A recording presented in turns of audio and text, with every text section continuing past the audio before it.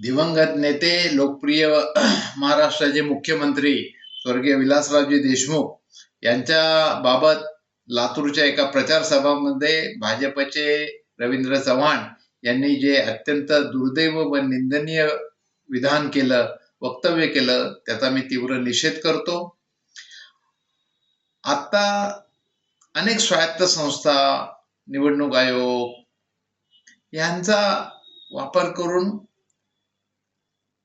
एक दोन वेळा काही ठिकाणी निवडून आलेल्या भाजपच्या प्रदेशाध्यक्षांची अत्यंत असंवेदनशील, असुसंस्कृत विधान करण्याची वेळ यावी, याच्या मागे त्यांचा अहंकाराची दर्पोक्ती आणि एक असूया हीच दर्शवते. काँग्रेसच्या नेत्यांनी अनेकदा सत्ता भोगल्या, अनेकदा वारंवार सत्तेवर आले, परंतु अशा प्रकारची असंवेदनशील, असुसंस्कृत विधाने कधी केली नाही.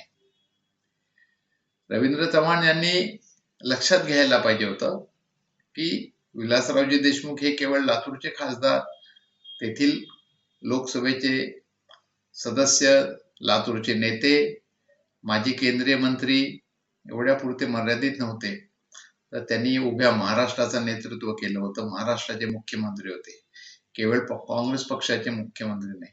एका महाराष्ट्राच्या मुख्यमंत्र्यांचा अवमान करण्याचं काम आज रवींद्र चव्हाण यांनी केलेलं आहे. त्याचा आम्ही तीव्र निषेध करतो.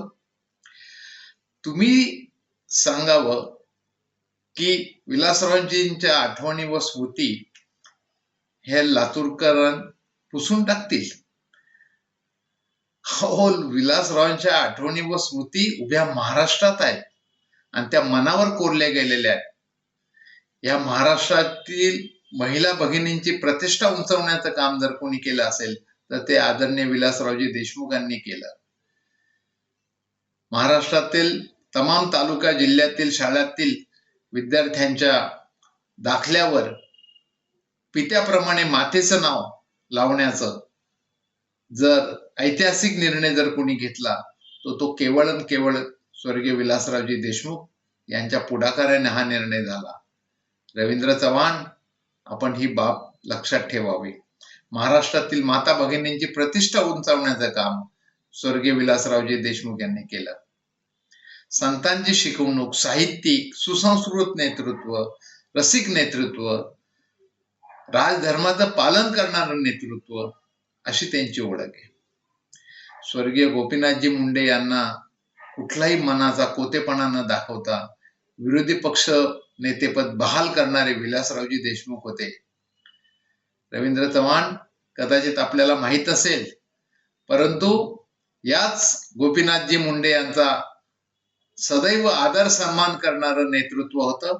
राजकीय टोकाचे मतभेद असताना, त्याच्यात कुठेही कॉम्प्रोमाइज न करताना, मुख्यमंत्री आणि तत्कालीन विरोधी पक्ष नेते सभागृहात आपापली राजकीय बाजू सक्षमपणे मांडताना त्या दोघांनी एक निखळ मैत्रीचा अध्याय देखील घालून दिलेला आहे. तो देखील या महाराष्ट्राने पाहिला व अनुभवला आहे.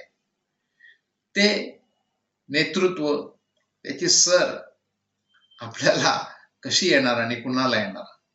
किमान विलासरावजी देशमुख यांचा शेजार धर्मचं स्मरण आपल्याला हवं होतं.